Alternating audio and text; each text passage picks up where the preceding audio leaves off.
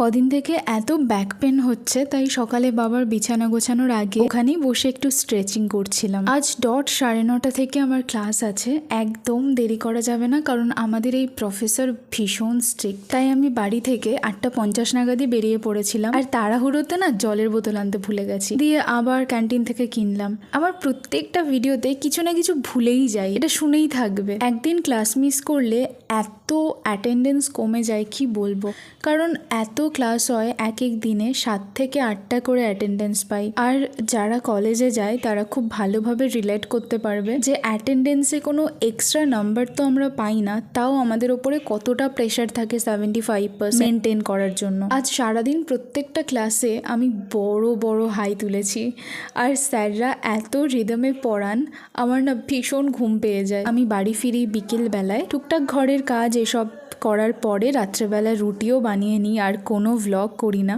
দেন dinner করে তারপর ঘুমোতে চলে যাই। ব্যাস এই ছিল আমার দিন। যাই হোক, আজকের ভ্লগটা এখানেই শেষ করছি। টাটা।